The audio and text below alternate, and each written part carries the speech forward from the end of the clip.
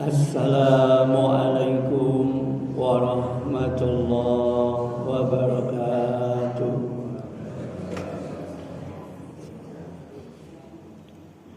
Alhamdulillahi rabbil alamin. Alhamdulillahilladzi azhaba 'anil hazan.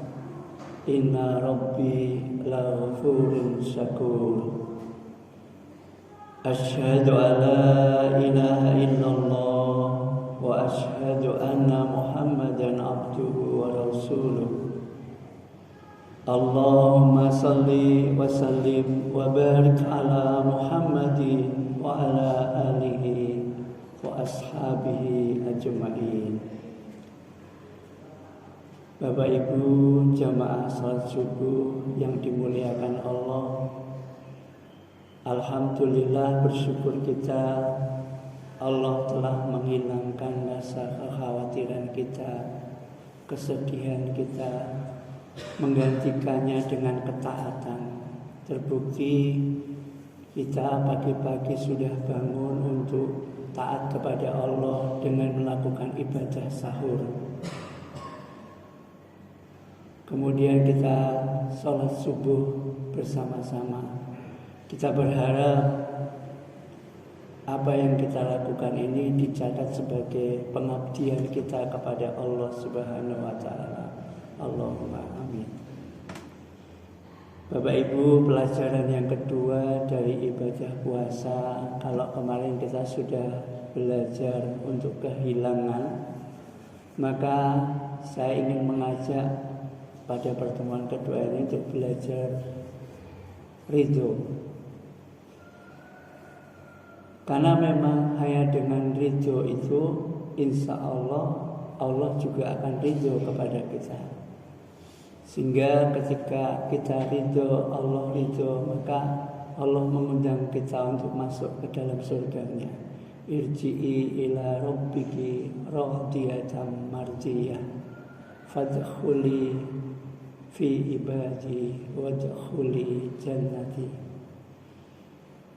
Bapak Ibu yang kami hormati, ridho merupakan rukun iman. Karena kita harus ridho kepada takdir Allah, qada dan qadarnya. Mungkin kita bisa ridho kalau Allah menakdirkan kita menjadi orang kaya, menjadikan kita orang pandai, menjadikan anak-anak kita soleh-solehah. Kita mungkin bisa ridho. Tapi pernahkah kita berpikir ketika Allah menakdirkan kita takdir yang mungkin kita anggap tidak baik? Allah menakdirkan kita sakit, ridho enggak kita? Karena ridho kepada qada ini termasuk ridho terhadap takdir yang baik maupun takdir yang tidak baik. Meskipun secara hakikat tidak ada yang Allah takdirkan kepada kita ini yang tidak baik. Semua apa yang Allah kehendaki pada kita hakikatnya kebaikan. Hakikatnya adalah rahmat dari Allah. Cuma kadang kacamata kita memandangnya mungkin ada yang berupa musibah, ada yang berupa nikmat. Tapi hakikatnya semua dalam rangka kasih sayangnya Allah kepada kita, untuk menguji kepada kita, untuk mengganti dengan kenikmatan yang lebih baik. Kalau toh kita mendapatkan keburukan, musibah yang kita anggap kejelekan, sebenarnya Allah ingin memberikan kebaikan yang lebih baik. Sebagaimana kita berpuasa, kita seolah-olah dilarang untuk makan, untuk minum, untuk berkumpul dengan suami atau istri. Tapi bukan itu hakikatnya. Karena hakikatnya Allah ingin menggantikan dengan yang lebih banyak kenikmatannya. Sehingga ketika kita berbuat puasa itu seolah-olah gambarannya sama dengan yang Allah latih kita untuk takdir yang tidak baik. Kita lapar, dahaga 14 jam, tetapi ketika kita berpuasa 5 menit sudah menghilangkan seluruh lapar kita, seolah-olah dahaga kita hilang, Bahkan kita bisa merasakan nikmatnya seteguk air justru ketika kita berpuasa. Ketika kita berbuka, merasakan sesuap nasi itu betapa nikmatnya. Memang demikianlah hakikatnya musibah. Kadang-kadang kita memandangnya itu tidak baik, tetapi hakikatnya Allah memberikan kebaikan yang lebih banyak. Bahkan kalau kita sakit pun Allah memberikan kebaikan-kebaikan yang lebih banyak barangkali ketika kita sehat. Misalkan baru-baru ini di Tamanan kan ada kasus oplosan sehingga mengorbankan 2 perempuan meninggal dan 2 orang laki-laki ini masih dalam perawatan. Nah, apakah mati dalam seperti itu baik atau buruk? Kadang-kadang kita kematian itu kita anggap sebagai suatu hal buruk. Tetapi bagaimanapun juga kematian itu adalah pemutus segala kemaksiatan. Sehingga lebih baik mana kira-kira? Kalau misalkan Pak Dokter ini ditanya ya, Pak Dokter ya ada pasien kalau dioperasi dia mati, tapi kalau dia operasi dia selamat, tapi dia nih gali pasti banyak kemaksiatannya. Galinya sudah terketahui dia gali kemaksiatannya luar biasa. Suatu ketika sakit, kalau tidak dioperasi mati, kalau dioperasi sembuh dia berbuat kemaksiatan lebih banyak. Pilih mana Pak Dokter?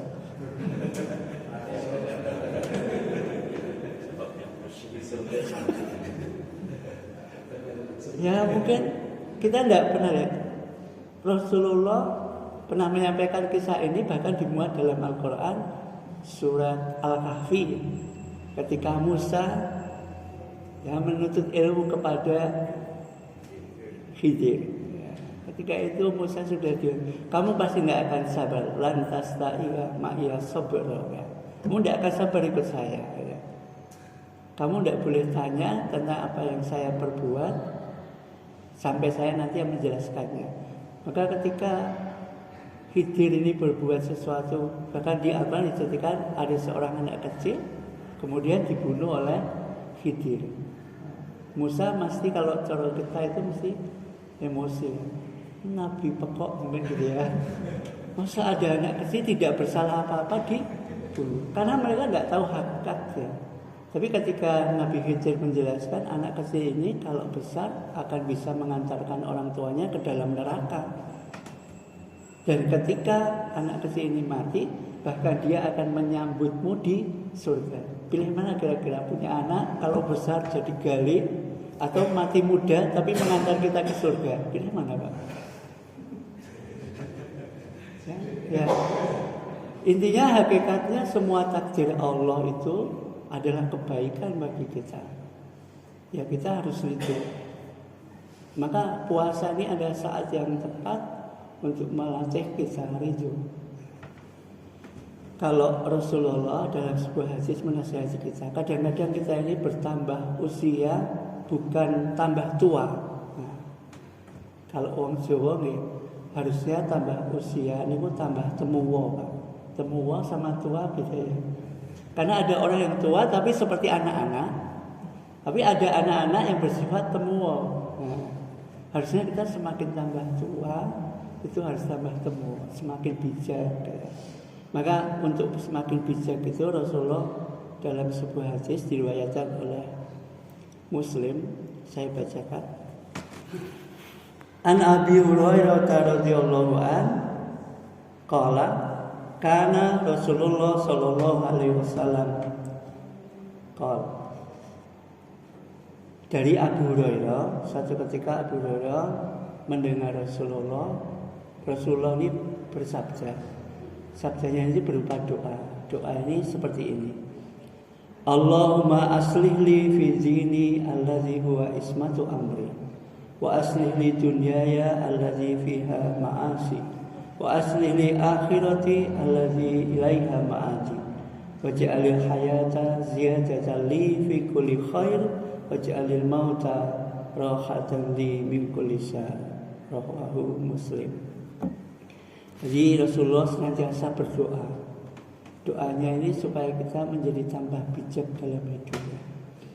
Doanya Allahumma aslih li fi dini. Ya Allah, perbaikilah agamaku, alladzi huwa ismatu amri. Karena agama ini adalah pangkal semua masalah. Insya Allah seseorang jika agamanya tambah baik, semakin tua agamanya semakin baik, maka tidak ada masalah yang menggelisahkannya. Karena bagi orang yang beragama, ketika diberi nikmat dia akan bersyukur, ketika diberi musibah dia akan bersabar. Dua-duanya sangat dicintai oleh Allah. Maka ketika tambah tua agama kita tambah baik, itu menandakan kita semakin baiklah hidup ini. Yang kedua doanya, Allahumma aslih li fi dini alladzi huwa ismatu amri wa aslih li dunyaya. Perbaiki,lah duniaku ya Allah. Alladzi ilayya ma'asir. Karena di dunia ini kita hidup. Karena kita hidup di dunia, ya kita minta diperbaiki dunia kita. Baiknya dunia bukan bertambahnya harta, bertambahnya ilmu, tetapi bertambahnya amal kebaikan kita. Kalau semakin tua, semakin baik akhlaknya, insya Allah itu tanda semakin baik dunia kita. Jangan seperti tua-tua keladi. Makin tua, makin menjadi bahasa Jawanya gaplek kok pringkilan, wis tuwek kok isih petakilan. Jangan sampai seperti itu. Yang ketiga doanya, Allahumma aslih li fi dini alladzi huwa ismatu amri wa aslih li dunyaya allati fiha ma'asi wa aslih li akhirati alladzi ilaiha ma'adi. Perbaikilah akhiratku karena di sanalah aku akan pulang. Maka bertambah baiknya akhirat ditandai dengan bertambah baiknya ibadah kita kepada Allah. Semakin tua, semakin tawadu, semakin tawakal kepada Allah, semakin memahami makna dari musibah, makna dari nikmat, maka semakin baiklah akhirat kita. Karena kemanapun kita lari di dunia ini, ujungnya kita akan kembali ke akhirat. Inna lillahi wa inna ilaihi raji'un. Doa yang keempat, waj'alil hayata ziyadatan li fi kulli khair. Jadikanlah hidupku ya Allah sebagai penambah kebaikan bagiku. Sehingga kita dilatih dalam puasa ini untuk senantiasa taat, mulai dari bangun tidur sampai nanti kita tidur lagi, mulai kita sahur sampai berbuka, bahkan dilanjutkan tarawih, tadarus, kemudian kita tidur. Seolah-olah di bulan puasa ini kita tidak pernah hidup kecuali di dalam ketaatan. Ini menandakan bahwa kita ini semakin baik. Kalau hidup kita misalkan kok nampaknya sudah tidak bisa bertambah kebaikan kita, maka doa pungkasannya adalah waj'alil mauta rohatan li min kulli syarr. Ya Allah, jadikanlah matiku sebagai istirahat dari segala keburukan. Sehingga kalaupun tadi korban oplosan itu kalau dimakamkan di balong, itu kan kalau di balong ada tradisi ketika mau doa ditanya dulu, bapak-bapak, ibu-ibu, jamaah, jenazah menika saya napa mboten? Saya mboten Mbak Krem jenengan. Balong mungkin. Kalau kita tahu hakikatnya ya harus bilang saya.